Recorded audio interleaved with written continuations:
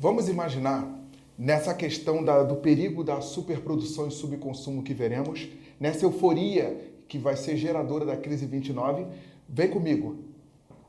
Vamos imaginar uma empresa X. Uma empresa X que está vivendo essa euforia de produção nos Estados Unidos. Como é que ela funciona? Não intervenção do Estado na economia. E a lógica fordista de produção. Deixar fazer, deixar passar, vamos produzir, vamos estocar, vamos armazenar. Beleza? E aí, em 1920, essa empresa X, ela produz 10 mil unidades de seu gênero. Essas 10 mil unidades, elas entram fáceis na Europa. Em 1920, a Europa acabou de viver a Primeira Guerra Mundial e está precisando de produtos e ajuda, auxílio para seu reerguimento. Então, 10 mil unidades de X, em 1920, entram fáceis na Europa. Só que o tempo foi passando, o tempo foi voando e a Europa melhorando. 1922, 24, 26. Em 1928, a Europa está bem melhor do que em 1920. Então, a Europa não precisa mais de 10 mil DX. Precisa DX? Sim, mas não na mesma proporção. Ao invés de 10 mil, 4 mil. Significa dizer que 6 mil produtos DX vão bater e vão voltar. Na medida que o dono da empresa X, ele percebe que está vendendo menos, qual é a atitude dele? Cortar os gastos. E na hora de tentar cortar os gastos, ele promove demissão. Quando ele demite, os seus demitidos não receberão salário e não serão consumidores de Y. Ok? Como é que era Y? Vamos dar a mesma ideia. Como é que era Y? Em série, em massa. Y produz deliberadamente, segundo a lógica do liberalismo, deixar fazer, deixar passar, vamos produzir, vamos estocar, vamos armazenar. Para que o Estado controlar? E aí, Y produz lá as suas 12 mil unidades. 12 mil unidades que entram fáceis na Europa porque estamos no início. Ah lá, 1920. Tá captando? Então, enquanto o X produz também em larga escala, porque a Europa está solicitando muito de seus gêneros, a euforia também Y. Y, deixar fazer, deixar passar, vamos produzir, vamos estocar, vamos armazenar. Y produz as suas 12 mil unidades que em 1920 entram fáceis na Europa. Só que o tempo passou, o tempo voou, a Europa melhorou. Em 1928, a Europa ainda precisa de Y? Sim. Na mesma proporção? Não. Ao invés de 12 mil, 3 mil. Ok? Significa dizer que 9 mil vão bater e vão voltar. 9 mil DX, DY, melhor dizendo, começam a encalhar. Qual é a atitude do dono da empresa ou da indústria Y? Corta os gastos. Na hora de cortar os gastos, demissão. Os demitidos DY não recebem salário e não são consumidores Z. Vamos imaginar Z. Como é que é a produção de Z? Em série, em massa, segundo a lógica fordista, com ou sem intervenção? Sem intervenção. Então, Z, deixar fazer, deixar passar, vamos produzir, vamos estocar, vamos armazenar. Viva o American Way of Life, a euforia produtiva dos Estados Unidos no iniciar dos anos 20. Ok? Então, 15 mil DZ, 15 mil itens da empresa Z. E entram fáceis na Europa. Por quê? 1920, o começo. Só que o tempo passando, o tempo voando, a Europa melhorando, a Europa ainda vai precisar dizer sim. Na mesma proporção, não. Ao invés de 15 mil, 5 mil, 10 mil vão bater, vão voltar, vão encalhar. Tá captando? Primeira pergunta que fazemos. Quando o Y estava promovendo demissões, achou que era só ele que estava fazendo isso. Y pensou, não, eu vou demitir parte dos meus trabalhadores, ninguém vai ver, só eu que estou fazendo isso. Ok? Só que Z pensa a mesma coisa. Na hora de cortar os gastos, Z promove suas demissões e acha que é só ele que está fazendo isso. Cadê o Estado para avisar para X? Cadê o Estado para avisar para Y? Cadê o Estado para avisar para Z a besteira que eles estão fazendo em promover essas demissões? Não tem intervenção. Não há intervenção.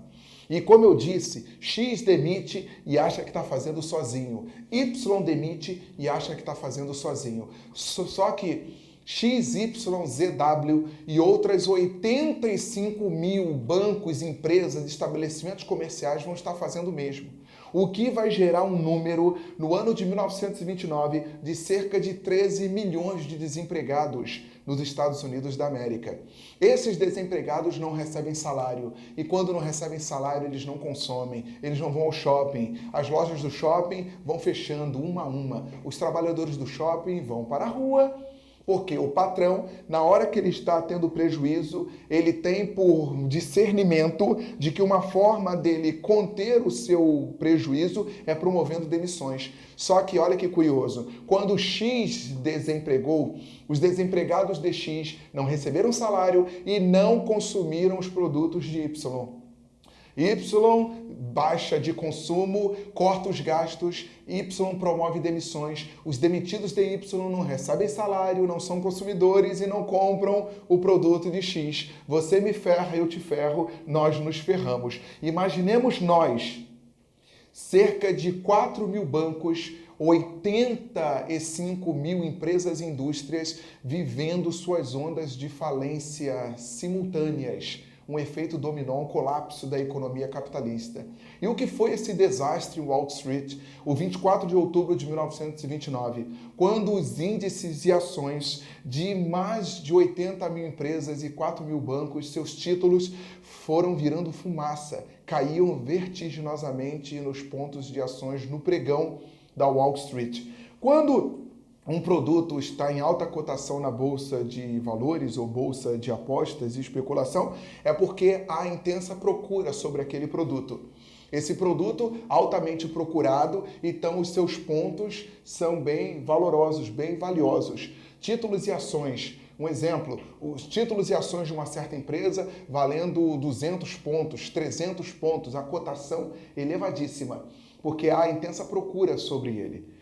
Quando você tem esses produtos encalhando, não mais saindo, não mais vendendo, as prateleiras abarrotadas, esses títulos e ações começam a cair vertiginosamente. Você que comprou a 300 pontos, você começa a querer vender a 280, 250, ninguém procura, cai a 200, cai a 100, os pontos vão caindo vertiginosamente. E quanto mais desesperado você demonstrar em vender as suas ações, mais evidencia-se o quanto elas estão, sem valor, sem valia de mercado. Quanto maior o desespero era dos especuladores, os acionistas e o pregão, quanto maior o desespero. Na tentativa de se desfazer daqueles títulos e ações, mais evidenciava-se que a cotação estava baixíssima.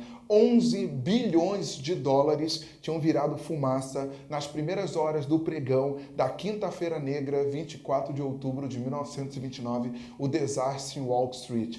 E a partir dessa crise de 29, a partir dessa Quinta-feira Negra, outros índices alarmantes foram se seguindo. Tivemos uma Terça-feira Negra também, o 29 de outubro, a semana seguinte do mesmo ano, o 29 de outubro de 1929, e os números iniciais apontavam 4 mil bancos falidos, 85 mil empresas e indústrias quebradas, 13 milhões de desempregados. Então, o colapso da economia estadunidense dá-se início a uma grande depressão. Considerado o maior índice de suicídios da história dos Estados Unidos. Os empresários, acionistas, banqueiros, industriais, empresários, muitos se lançavam dos próprios edifícios grandiosos que eles ajudaram a erguer, desesperados com a crise que assolava a economia estadunidense. A repercussão mundial dessa crise de superprodução e subconsumo.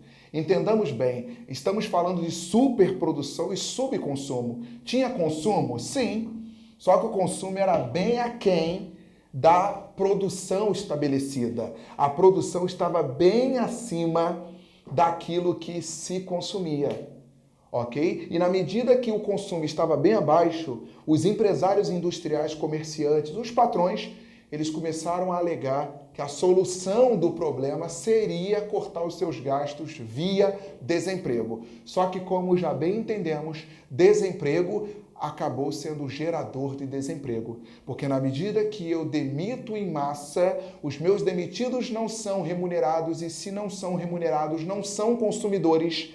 E não havendo consumidores, eu acabo que prejudicando o meu próprio negócio. Estamos diante, então, de uma crise de superprodução e subconsumo, geradas por elementos como o liberalismo, a não intervenção, não controle do Estado na economia, para poder identificar e tentar alarmar quanto ao perigo que se vivia, e também auxiliado pela lógica fordista de produção, a produção em série, em massa, em larga escala, alegando-se que esta euforia, esse crescimento, ele permaneceria por muitos anos ainda vindouros, ok? Os elementos principais, a superprodução e o subconsumo.